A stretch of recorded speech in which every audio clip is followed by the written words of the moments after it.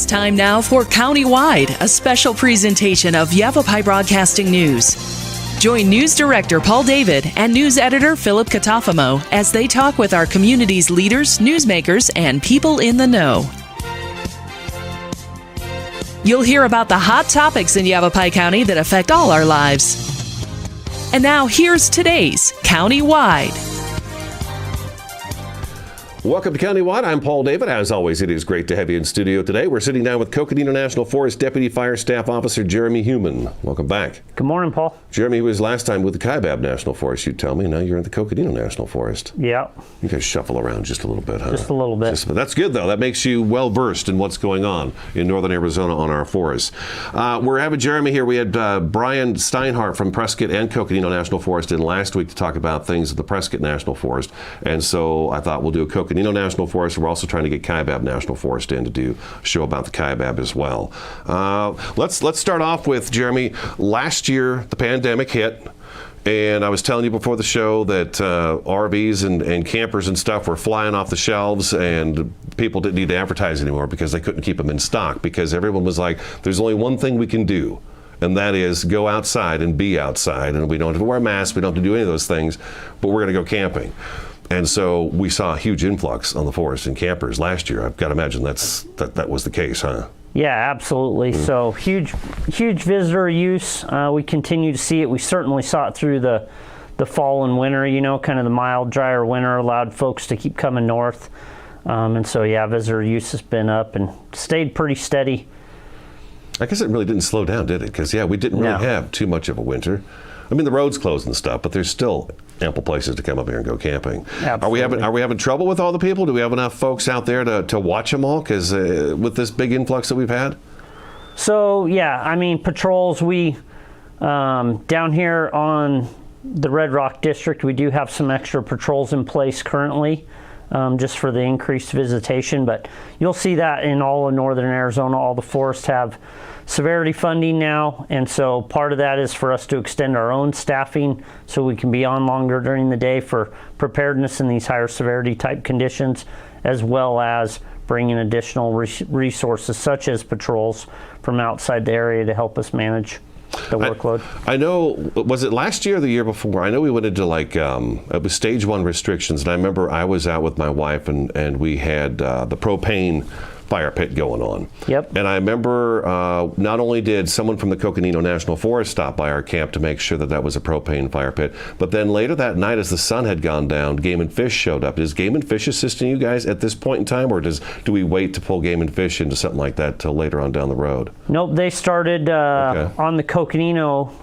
specifically. I can't speak to all the force, but on the Coconino we have Game and Fish officers also helping us. So we order them just like we would for a fire. Okay. And then they come in and help us with our severity patrols. And more eyes are better. Yeah, more eyes are better, and it's dual function for both agencies. There's benefit to both sides for sure. Makes sense. Makes total sense. Are you guys using aircraft to fly at night to look for? I guess we're in stage 1 restrictions, so you're still going to see the campgrounds where campfires are still allowed, but correct. Are we flying the skies looking at night looking for those campfires or bonfires that are out there that aren't supposed to be? No, we don't do any type of like IR type flights in the evenings or anything like that. So technology's advanced a lot. There are programs that you can kind of monitor, keep an eye on things. There's a program out of Colorado, and I'm not going to speak to it a ton. I don't know a ton about it, but it's kind of what you're talking about, an IR detection type thing, and there's folks that are looking for those new starts, and then they call directly to the dispatch centers. So.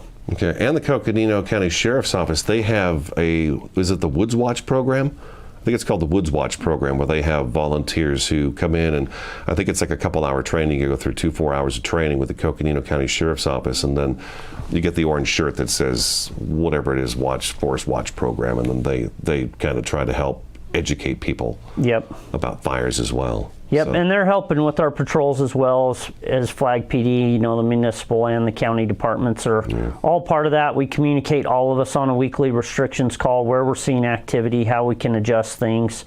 with all our partners there in northern Arizona. Okay, maybe we should jump in. Well, let's jump into this one next. Abandoned campfires. I usually try to get like Brady Smith from Coco Forest, Debbie Manili from Prescott National Forest, Bob Lazy from Kaibab Forest on Mondays to kind of give me, okay, how many abandoned campfires were found over the weekend. And right now it's been anywhere from, I want to say 3 to 6.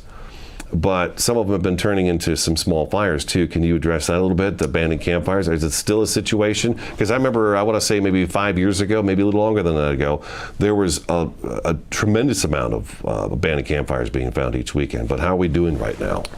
Yeah, so it absolutely continues to be an issue. Abandoned campfires now, once we're in stage 1 restrictions, there's also illegal campfires. So continue to see high numbers over the weekend. I don't remember exact numbers, but well over 10 to 20 illegal campfires found by multiple officers. So I remember reporting on the restrictions call last week, 58 abandoned campfires since the first part of May. So it's a constant problem. It's something we deal with. It's a big part of our education. And basically, especially like on days that we have coming up, any day is critical, but certainly these red flag days, these critical weather days we have, just a simple, what would seem like a simple mistake to some can lead to a really catastrophic event or, a really unwanted wildfire. It scares me to death. I mean, right now, okay, so Thursday and Friday, red flag days. We've got 50-mile-an-hour wind gusts out of the southwest today. Always out of the southwest, too. It seems always the southwest. 50-mile-an-hour southwest wind gusts Thursday, 55-mile-an-hour wind gusts out of the southwest for Friday, and then I think it drops down to 35-mile-an-hour gusts on Saturday, and then we're back to breezy on Sunday. What's it like to have this next 3 days in a row with this danger, knowing a weekend is coming up? Well, like you said, definitely a heightened sense of just kind of awareness. I wouldn't say nervousness, but paying attention, as the forest duty officer, any starts we get, I'm going to be really engaged. I normally would be, but you just kind of take it up a notch preparedness-wise. We'll move resources quicker, things like that. We just know that the potential is there for a fire in the wrong place with that kind of wind. So you'd mentioned, the temps are going to drop prior to the show here in the next few days. So the one thing with wind is it's the equalizer. It'll overcome, even though it's going to be 10 degrees cooler and we may be even below normal temps, the wind is the equalizer. So the wind will push the fire. It'll overcome terrain. It'll overcome that green grass we're seeing in the woods right now.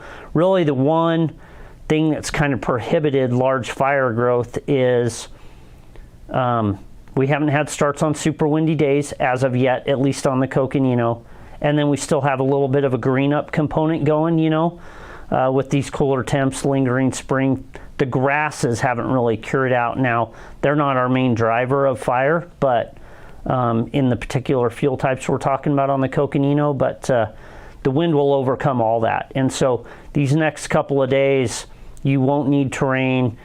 It doesn't matter that the grass is green, and it doesn't matter that it's 60 degrees instead of 70 or 70 instead of 80. Once it starts, it's just going to fly. It's got the potential, certainly in the right place, to cover a lot of ground really quick. Okay, let's take our first break. Coconino National Forest Deputy Fire Staff Officer Jeremy Human in studio today. We're talking about conditions on the Coconino National Forest. Countywide back in just a couple minutes.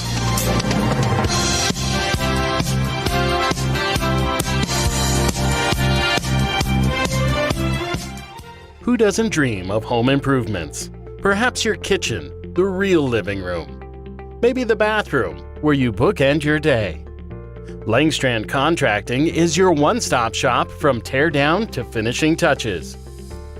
With 35 years of experience, Chris and his team will work with you to match your family's style and budget.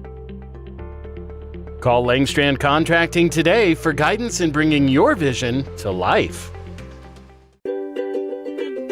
Hi, this is Greg at Verde Solar Power. You know, Arizona has lots of clean, renewable sunshine, and we want to help you take advantage of it with our quality solar installations, and we offer to beat any written offer on a residential solar electric system. So bring us your electric bill and let us show you how solar power will save you money. We're located conveniently here in the Verde Valley and are dedicated to helping the valley go solar. So remember, the energy solution comes up every morning.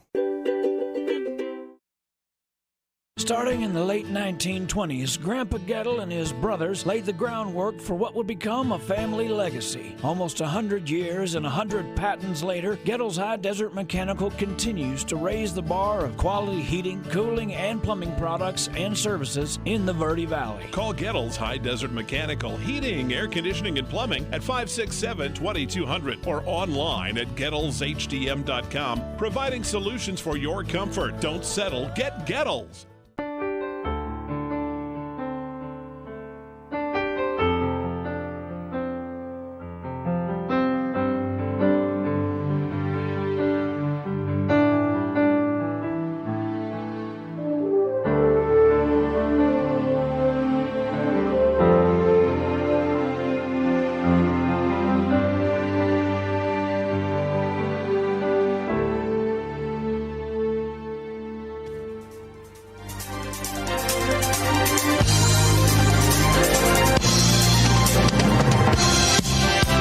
Welcome back to Countywide. We're talking with Jeremy Heumann from the Coconino National Forest about conditions on the Coconino National Forest. And each time one of you guys come in, I try to pick a little something different to talk about each time. But I would like you to kind of reiterate, you're mentioning 58 abandoned or illegal campfires since the start of the season, basically the start of May. Stage 1 fire restrictions, what does that mean? Okay, yeah, so stage 1 fire restrictions is the first step, right, that the federal and state agencies take. And so few exemptions. You're allowed to have campfires in developed campgrounds. Anywhere outside of that, you're going to have, like you mentioned, a propane campfire ring, something with petroleum on-off switch. Something we've been seeing this year that we haven't is smudge pots. So they use them like in orchards, fill them with diesel, kerosene, things like that. And folks have been utilizing that. I know this weekend on our first patrols, Game and Fish and our law enforcement folks were talking about that. So those are illegal because they don't have an on-off switch. And really, there's only one way to get rid of the excess. They burn extra hot. So the public needs to know smudge hot pots or those type of orchard heaters are not allowed. It's got to have an on-off switch, petroleum fueled, and smoking within your car. Not outside. I know there's some language in there about a certain amount of cleared area, things like that for smoking. So that's stage 1 in a nutshell. Okay, all right. And then that, we should mention too that I think target shooting is allowed in the Coconino National Forest, but it's not allowed under stage 1 on the Tonto or the Prescott National Forest. So keep that in mind too. I always try to tell people, make sure if you're going to go to the Coconino National Forest, pull up the Coconino National Forest website and look at the stage 1 restrictions, because it is going to vary a little bit from spot to spot you go into. Yep, that's good counsel. As well as like your own backyard. Like in my backyard, you know, I would have to call Highlands Fire to find out, okay, what is and what isn't allowed right now, because just about everybody's under fire restrictions of some sort. What does it take to get to stage 2 restrictions? Okay, great question. So currently, even with our temps and stuff, that's really been the anomaly this spring, early summer, has been the lower temperatures that we've been seeing. Everything else, with the extreme drought the state's experienced, the lack of winter, definitely the last couple of monsoons have been well below average. What it takes is our indices are continuing to climb. They're on a very steep incline right now. And so we've talked about it in previous shows, but energy release component is a big part of the National Fire Danger Rating System that we utilize, because it's a long-term, steady, it looks at several factors that are kind of stagnant, where that part of the system that is affected by the wind obviously can kind of shoot up, shoot down, right? Based on these next couple of days, our burning index is going to be really high. So ERC is something we use that's kind of steady. And so what it takes is for us to get to the 97th percentile of that. So meaning only 3% of the time do we have conditions drier than that, if that makes sense. And okay. So, or energy release component above that percentile, right? And so that's typically the trigger for stage 2. And we're between the 90th and the 97th percentile ERC-wise right now. And then the other things that can trigger it is lack of compliance, like you talked about. Are we getting a lot of human-related starts? Resource drawdown regionally. So our regions, Arizona, New Mexico, West Texas, and certainly we pull resources in from the rest of the nation.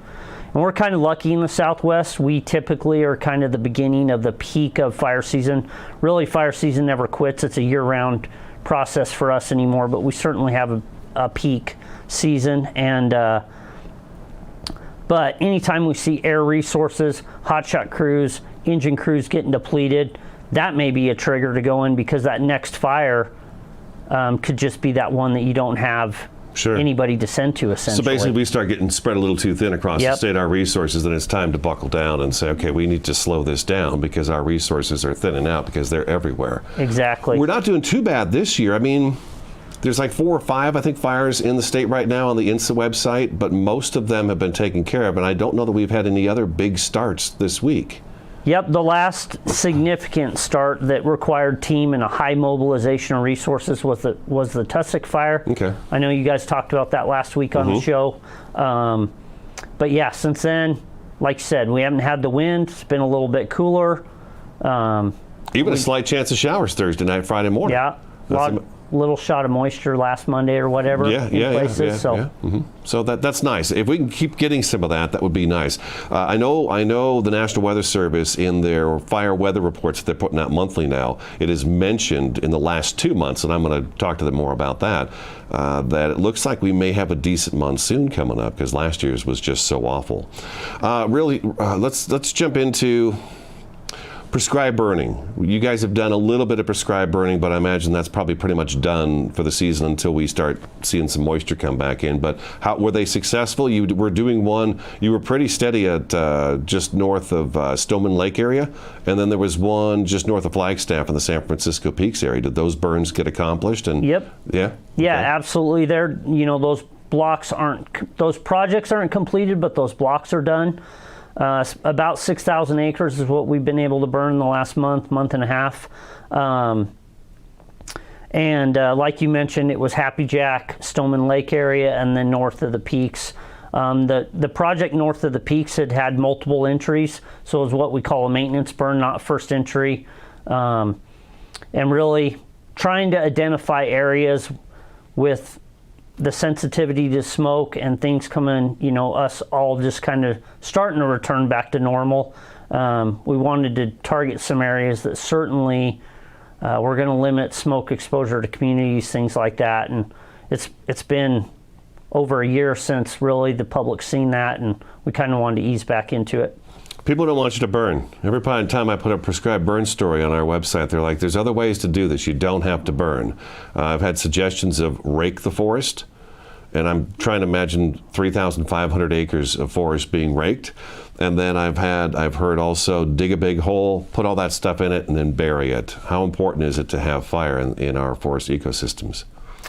Super important, especially in the ponderosa pine, but really all the ecosystem types we have here on the northern end of the Prescott and on the Coconino. Certainly they're fire dependent ecosystems, and we do manage it different ways. It's not every acre on the National Forest is slated for prescribed fire, but you need a combination, and research and science backs this combination of mechanical prescribed fire treatments.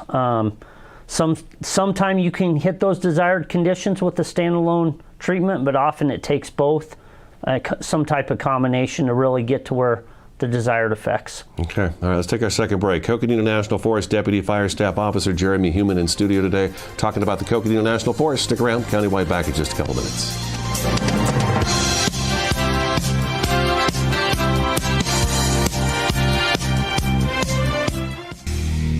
Terrifying jobs. Bull Rider, take 2. Cliff, this seems like a really terrifying job. Why do you do it? I love protecting the bull riders when they get bucked up. How big are these bulls? 12 to 2,200 pounds of pure muscle. You're not cowed by any of this, obviously. Is there anything that scares you? Yeah, distracted drivers terrify me.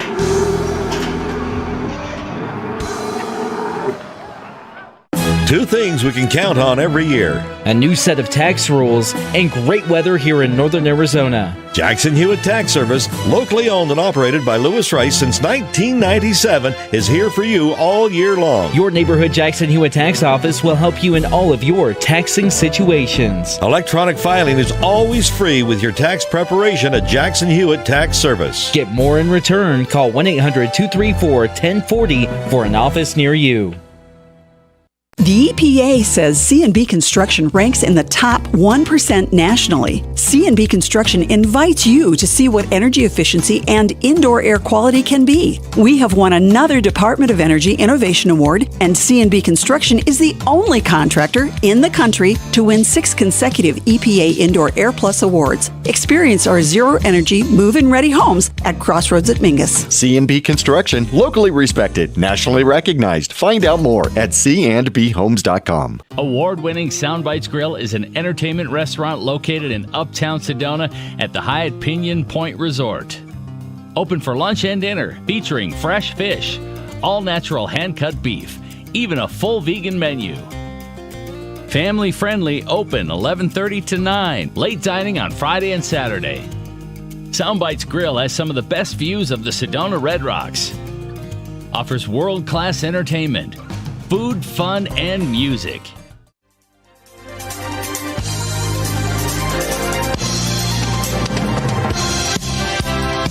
Welcome back to Countywide. We've got just a few minutes left in the program. A couple weeks ago, instead of going out Cornville Road to go home, I went through 89A northbound through Sedona because I had not really seen uptown Sedona finish since they had done all the work on there. And Jeremy's going to drive through there today. He'll see it himself. But uptown Sedona looks really fantastic. I can't believe what they've done with that. But what I really noticed is that when I got to the top of the switchbacks in Oak Creek Canyon, that the forest is just so much more open and healthy looking. I know that's where the slide fire was stopped, was at the top of the switchbacks there. There's their first forest road. I can never remember what that forest road is, but that first forest road is where it was stopped. And as I was driving by there, I noticed that's all been cleaned up. And then as you, several miles past that, you can see where the thinning companies are up there. And they are just stacking logs up, and it just looks really great up there. So can you tell us a little bit about that project and what's going on up there? Sure, absolutely. I'll talk more general, I think, to the area. So Sure. You'll notice with our fuel treatments, really on any national forest, you mentioned earlier southwest winds. It always blows out of the southwest. Well, Always. Just the way the Earth's built, the way our climate's driven, that's our general flow. And so limited funds, limited resources, limited opportunities. You know, we tend to target areas southwest of these communities at risk. And so that's the work you're noticing. Certainly, you know, Oak Creek Canyon's one of those places we either catch them small, or once they get established, then we're going to be going to the top of the rim. Just suppression difficulty wise, there's not a lot of areas to pick it up once something really gets established. And so, yeah, a lot of work to the southwest of Flagstaff. But not only that, give us opportunities to be successful in areas above Sedona, things like that, and so that we can really protect these communities. And it's a really focused effort. It's a conscious decision, certainly areas that are targeted. So it's good to hear. It was noticed by yourself. That's noticed, right? Other members of the public, yeah. Yeah, I did notice it. It's quite clear because I was telling Jeremy during the break, we've got about a minute left, that as I got to the top of the switchbacks and kind of, you hit the top and then you drop down. As I dropped down on 89A, I just noticed that the grass was really green on either side of the road, and that I could see a good probably 100, 150 yards back into the forest, where I can remember, I've driven that road so many times, that there is times where you could only barely see feet back into there. So that's really neat to see kind of a before and after as the work takes place. So it's been really great. And I imagine there's tons of other thinning projects coming.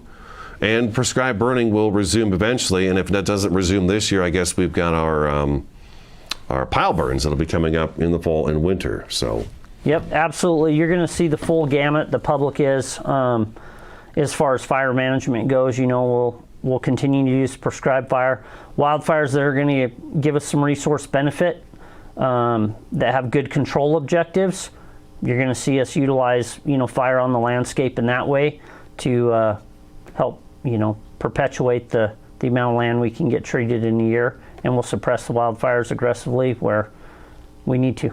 Thanks a lot, Jeremy. Thanks for the update. Thanks, Paul. It was good seeing you. You as well. Coconino National Forest Deputy Fire Staff Officer Jeremy Heumann. That's been today's Countywide. Thank you so much for watching, listening, and we'll talk to you again next time.